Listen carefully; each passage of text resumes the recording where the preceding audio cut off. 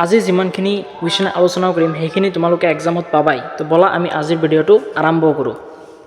তোমালোকৰ কাৰণে যে কমন কুৱেশ্যন তৈয়াৰ কৰিছোঁ সেইটো বেষ্ট হৈছে প্ৰিভিয়াছ ইয়াৰ এনালাইজ বুজি পাইছা যে প্ৰিভিয়াছ ইয়াৰ এনালাইজ কৰি মই পাইছোঁ যে এইটো চেপ্টাৰৰ পৰা ফিল ইন দি ব্লেংকছ আহে মানে খালী ঠাইবোৰ কৰা 1 2 3 আৰু 5 মাৰ্কৰ কুৱেশ্যন সোধে তাৰপিছত ডিফাৰেঞ্চ সোধে আৰু ডায়াগ্ৰাম বেস্ড কুৱেশ্যন সুধি দিয়ে মানে ডায়াগ্ৰাম আঁকিব দিয়ে আৰু লেভেল কৰিব দিয়ে বুজি পাইছা তো বলা আমি আজিৰ ভিডিঅ'টো আৰম্ভ কৰোঁ আৰু যোনে সাবস্ক্ৰাইব কৰা নাই সোনকালে চেনেলটো সাবস্ক্ৰাইব কৰি লোৱা তো বলা যে প্ৰথমতে আমি চাম যে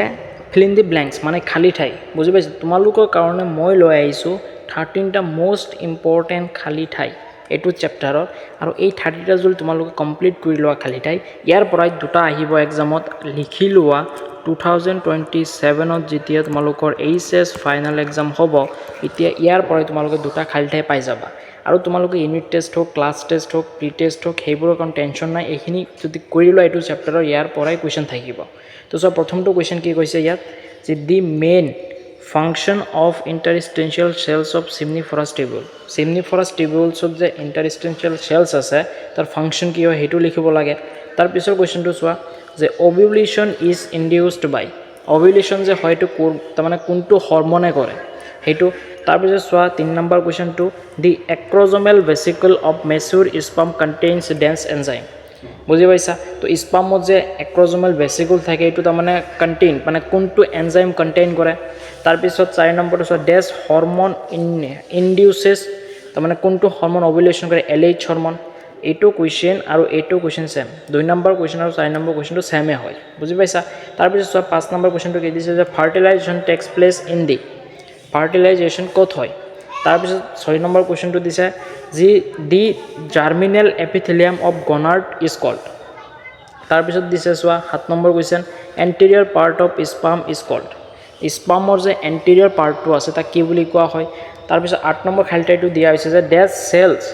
present in mammalian testis help to nourish sperm এইটো এনচাৰ হ'ব চাৰ্টুলি চেল বুজি পাইছা আৰু এনচাৰখিনিও মই তোমালোকক অলৰেডি দি দিম নেক্সট শ্লাইডতে মই লিখি লৈ আহিছোঁ জাষ্ট মই কুৱেশ্যনখিনি ৰিড কৰি তোমালোকক দেখাই দি আছোঁ যে শিকাই দি আছোঁ যে লাইনটোত ইংলিছটোত তাৰমানে কি কৈছে তাৰপিছত চোৱা 9 নম্বৰ খালী ঠাইটো কি কৈছে the process of release of ovum from a mature follicle is called তাক কি কয় তাৰপিছত চোৱা 10 নম্বৰ কুৱেশ্যনটোত কি কৈছে the structure which provides connection between developing foetus and the uterus of the mother is called এইটো প্লেচেণ্টা বুলি কয়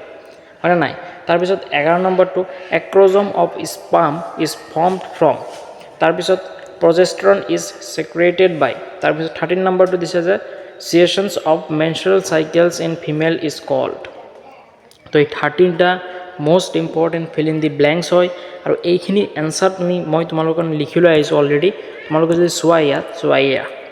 এইকেইটা হৈছে 13টা তাৰমানে এইটো যে ফিল ইন দি ব্লেংকছ মই তোমালোকক পঢ়ালোঁ এই 13টা তোমালোকৰ কি হয় এই 13টা তোমালোকৰ কি হয় এইটোৰ এনচাৰ হয় ইয়াত মই লিখি দিছোঁ এইটোৰ এনচাৰ ঠিক আছে এইটোৰ এনচাৰ মই এনেকৈ কাটচিন দি দিছোঁ কাৰণ এইটো আগৰ পেজটো ঠিক আছে তো এইকেইটা এনচাৰ হয় এতিয়া তাৰপিছত কিছুমান 1 নম্বৰ কুৱেশ্যন মই কৈছিলোঁ নাই যে 1 নম্বৰ কুৱেশ্যন সোধে এতিয়া 1 নম্বৰ কুৱেশ্যন কোনখিনি সোধে সেইখিনি চোৱা যে 1 নম্বৰ কুৱেশ্যন এনেকৈ সোধে যে what is the function of mitochondria in a sperm বহুত ইম্পৰ্টেণ্ট কুৱেশ্যন হয় তাৰপিছত চোৱা হোৱাট ইজ মেন'পজ তাৰপিছত চোৱা হোৱাট ইজ অভিউলেশ্যন তাৰপিছত হোৱাই স্পাম কণ্টেইন মাইটকণ্ড্ৰিয়া হয় নাই তাৰপিছত হাউ প্লেচেণ্টা স্পাম প্লেচেণ্টা কেনেদৰে গঠন হয় তাৰপিছত হোৱাট ইজ ইউৰেথ্ৰেল মিয়েটাছ বুজি পাইছা মেল তোমালোকৰ যে মেল ৰিপ্ৰডাক্টিভ ছিষ্টেমটো আছে NCERTত তাৰ তাৰমানে লাষ্টৰ ফালে তোমালোকে এইটো আছে ইউৰেথ্ৰেল মিয়েটাছ কাক কয় বুজি পাইছা তো এই 6টা যদি 1 নম্বৰৰ কাৰণে চোৱা ইয়াৰ পৰা এটা কুৱেশ্যন তোমালোকে পাই যাবা এতিয়া আহি যোৱা তাৰপিছত তোমালোকৰ 2 নম্বৰ 3 নম্বৰ 5 নম্বৰ কুৱেশ্যন সোধে কোনখিনি সুধিব পাৰে ছাৰ আমি সোনকালে চাই লওঁ এইখিনি তোমালোকে কমপ্লিট কৰিবা যে হোৱাট ইজ মেনষ্ট্ৰুৱেল চাইকেল আৰু which hormone control the menstrual cycle কাক কয় আৰু কোনটো হৰমনে মেনষ্ট্ৰুৱেল চাইকেলটোক কণ্ট্ৰল কৰে তাৰপিছত write the different stage of ফাৰ্টিলাইজেশ্যনৰ যে তাৰমানে ডিফাৰেণ্ট ষ্টেজবোৰ আছে বেলেগ বেলেগ যে ষ্টেজবোৰ আছে সেইখিনি লিখিব লাগিব তাৰপিছত ডিছক্ৰাইব দি প্ৰচেছ অফ গেমেট'জেনেচিছ এইটো 5 মাৰ্কছৰ কাৰণে এক্সামত আহে তো তোমালোকে এইটো ডায়েগ্ৰাম আঁকিব লাগিব বুজি পাইছা ডায়েগ্ৰাম আঁকি কিনে এক্সপ্লেইনখিনি লিখি দিবা তাৰপিছত চোৱা কি কৈছে describe the formation of placenta during pregnancy বহুত ইম্পৰ্টেণ্ট কুৱেশ্যন হয় তাৰপিছত চোৱা express diagrammatically the various phase of spermatogenesis আৰু এইটো কুৱেশ্যন এইবাৰ আৰু বহুত চান্স আছে 3 মাৰ্কৰ কাৰণে আহি থাকে এইটো তোমালোকৰ ক্লাছ টেষ্টতো আহি যায় তাৰপিছত প্ৰি টেষ্ট কোৱা হাফ ইয়াৰলি কোৱা সেইবোৰ এক্সামতে এইটো কুৱেশ্যন বাৰে বাৰে ৰিপিট হোৱা দেখা যায় তাৰপিছত write how sex is determined in men এইটো তোমালোক অলৰেডি ক্লাছ 10তো পঢ়া বহুত ইজি হয় তাৰপিছত how seminal plasma is formed seminal plasma কেনেদৰে গঠন হয় write on function of seminal plasma এটা ফাংচন লিখা তাৰপিছত what is Leydig cell state its function এতিয়া চোৱা এক্সামত তোমালোকক এনেকৈ নিদিছোঁ এনেকৈ সুধি দিয়া হোৱাট ইজ ইণ্টাৰষ্টেঞ্চিয়েল চেল বুজি পাইছা তেতিয়াহ'লে তোমালোকে সেইটোৱে লিখিবা মানে লেডিক শেলকে আন এটা নাম ইণ্টাৰষ্টেঞ্চিয়েল চেলৰে কোৱা হয় নিশ্চয় বুজি পাইছা তাৰপিছত how implantation of human embryo occurs in the mother uterus তো এই 9টা কুৱেশ্যন যদি চোৱা হৈ যাব তোমালোক আৰু এইখিনি এনচাৰ ক'ত পাবা এইখিনি মই লাষ্টত অলৰেডি তোমালোকৰ কাৰণে কৈ দিম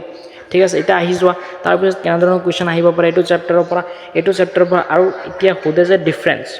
এতিয়া ছাৰ আমি ডিফাৰেঞ্চ কাৰ মাজত চাম তোমালোকে এই 4টা ডিফাৰেঞ্চ চাই লোৱা এইটো বাৰ ইয়াৰ পৰা এটা ডিফাৰেঞ্চ আহি যাব চাবা ডাইৰেক্ট পেপাৰত আহি যাব যেতিয়া এক্সাম হৈ যাব তেতিয়া মই মিলাই কিনে দেখাই দিম চোৱা কোনটো চাবা যে মৰুলা এণ্ড ব্লাষ্টুলা চাবা পাৰ্চুৰেশ্যন এণ্ড লেক্টেশ্যন চাবা স্পাৰ্মেটোজেনেছিছ এণ্ড অজেনেছিছৰ মাজত ডিফাৰেঞ্চ চাবা ফলিকুলাৰ ফেজ মেনচুৰেল চাইকেলৰ যে 4টা ফেজ আছিলে তাৰ মাজত ফলিকুলাৰ ফেজ এণ্ড লিউটেল ফেজ যোনটো আছে এই দুটাৰ মাজত ডিফাৰেঞ্চটো চাবা তাৰপিছত এইখিনি যদি চোৱা তোমালোকে ডিফাৰেঞ্চৰ মাজৰ পৰা ইয়াৰ পৰা এটা আহি যাব তাৰপিছত আহি যোৱা ডাইগ্ৰাম বেছড কুৱেশ্যন এতিয়া চোৱা ডাইগ্ৰাম বেছড কুৱেশ্যনবোৰ কেনেকৈ আহে এক্সামত যে ডাইগ্ৰাম আঁকিব দিব লেবেল কৰিব দিব বাট ষ্ট্ৰাকচাৰখিনি লিখিব লাগিব ইয়াতে মই 5টা ডাইগ্ৰাম ছিলেক্ট কৰিছোঁ এইটো বাৰ মানে তোমালোকৰ HSLC 2027 এইটো বাৰৰ কাৰণে এই 5টাৰ পৰাই তোমালোকে এটা ডাইগ্ৰাম পাই যাবা এতিয়া কোনটো পাবা তোমালোকে 5টাই কমপ্লিট কৰি লোৱা কাৰণ তোমালোকে ক্লাছ টেষ্ট কোৱা ইউনিট টেষ্ট কোৱা হাফ ইয়াৰলি কোৱা প্ৰি টেষ্ট কোৱা আহিয়ে থাকিব ইয়াৰ এই 5টাৰ পৰাই তোমালোকে পাই যাবা কুৱেশ্যন চোৱা কি অভেৰিটো চাবা হিউমেন স্পাৰ্মটো চাবা টেষ্টিছটো চাবা আৰু দি হিউমেন ফয়টাছ উইদিন দি ইউটেৰাছ আৰু চেমনিফাৰাছ টিউবুলছ এতিয়া ইয়াৰ পৰা তোমালোকে ষ্ট্ৰাকচাৰ কোনখিনি চাব লাগে মানে অলপমান লিখিব লাগিব সেইখিনি বিষয়ে বুজি পাইছা তো অভেৰি হিউমেন স্পাৰ্ম টেষ্টিছ আৰু চেমনিফাৰাছ টিউবুলছৰ বিষয়ে অলপমান তাৰমানে ষ্ট্ৰাকচাৰটো অলপমান শিকি যাবা আল্ট্ৰা ষ্ট্ৰাকচাৰ শিকি যাবা মানে যোনখিনি তুমি লেবেল কৰিছা তাত ডাইগ্ৰাম আঁকি কিনে লেবেল কৰিবা না যেনেকৈ মই টেষ্টিছ লৈলোঁ টেষ্টিছ কি থাকে এপিডাইমিছ থাকে বাছা ৰেক্টা থাকে হয়নে নাই সেইখিনি বাছা এফ্ৰেঞ্চিয়া থাকে তো সেইবিলাক এটা বিষয়ে তোমালোকে এটা লাইন শিকি যাবা সেইটো তো সেইকেইটা এই 4টা তোমালোকে চাবা আৰু দি হিউমেন ফয়টাছ উইদিন দি ইউটেৰাছ যদি এইটো এক্সামত আহে তেতিয়াহ'লে ডাইৰেক্ট অনলি ডাইগ্ৰামটোৱে আঁকিব দিব এইটো নিশ্চয় বুজি পাইছা তো এইখিনি আছিলে এইটো চেপ্টাৰৰ থেংক ইউ ছ' মাছ আৰু এটা কথা এইখিনি এনচাৰ এতিয়া চোৱা তোমালোকে যদি এইটো চেপ্টাৰৰ পৰা এইখিনি কুৱেশ্যন যদি প্ৰেক্টিছ কৰা তো এনাফ হয় ছাফিচিয়েণ্ট হয় এইটো চেপ্টাৰত আৰু এইখিনি পৰাই তোমালোকে ক্লাছ টেষ্ট মই অলৰেডি ক'লোঁ সেইখিনি তোমালোকে কুৱেশ্যন পাই যাবা ঠিক আছে এতিয়া কথাটো চোৱা আমি এনচাৰ ক'ত পাম আমি যদি এনচাৰ নোৱাৰোঁ এতিয়া চোৱা তোমালোকে এইখিনি প্ৰেক্টিছ কৰা আৰু এনচাৰ যিকোনো কুৱেশ্যন যদি নোৱাৰা বা নাই ছাৰ মই আমাক গোটেই এনচাৰখনো লাগে তেতিয়াহ'লে এটা কাম কৰিবা কমিউনিটি পষ্টত মোৰ হোৱাটছআপ নাম্বাৰ আছে তাত মোক পাৰ্চনেলি মেছেজ কৰিব পাৰা মই তোমালোকক গোটেই এইখনৰ PDF দি দিম এনচাৰ বুজি পাইছা কুৱেশ্যনত আৰু এটা কথা তোমালোকৰ মানে হোৱাটছআপ চেনেল আছে অলৰেডি তাতো মই এনচাৰ আপলোড কৰিম তো তাতে তোমালোকে জইন হ'ব পাৰা মই কমেণ্টত